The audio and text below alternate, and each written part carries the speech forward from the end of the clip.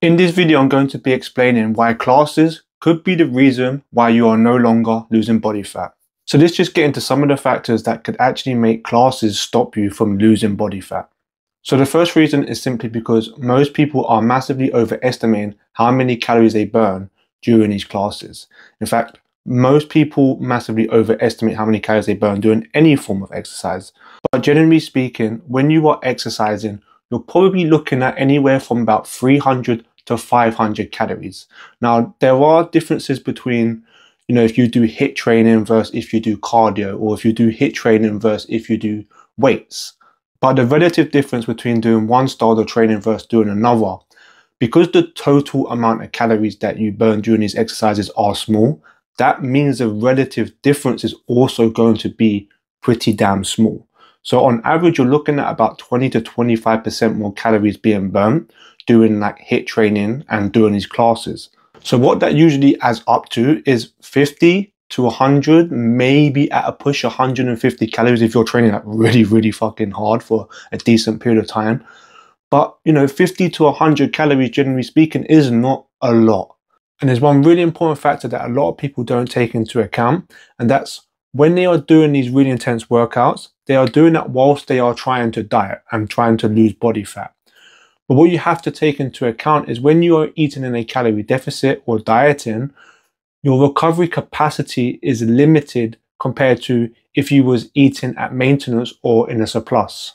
So by combining really intense style workouts whilst you are simultaneously trying to diet, that will just usually make it very difficult for people to stick to their calorie deficit because their hunger will usually go up and their activity throughout the day will usually go down.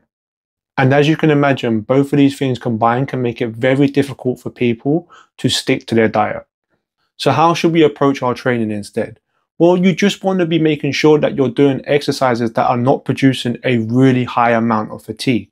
So some exercises that produce a decent amount of calorie expenditure, which can obviously help you with your calorie deficit, but also don't produce a lot of fatigue, are exercises like walking and making sure you're getting in a lot of steps.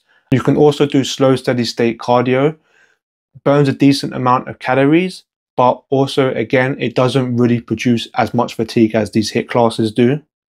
And the third approach, which is probably my most favorite and the one that I'm most biased towards, and that's doing resistance training. So some people might think that doing resistance training is actually like much harder than other forms of training, like these HIIT style workouts.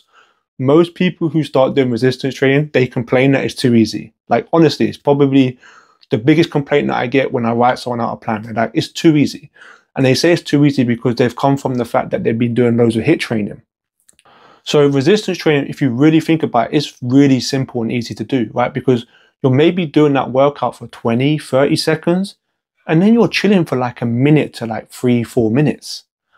All right, so it's way easier than you doing like a circuit. Like a circuit is you doing 5-6 exercises, sometimes for a minute long. That's like 5-6 minutes of consistent high intensity work. Now, I know me making this video might have annoyed some people because a lot of people really do like doing classes, and I get that, right? And I understand the benefits of classes too. It's just that you have to take into account all these other factors that come along with doing these really intense style workouts.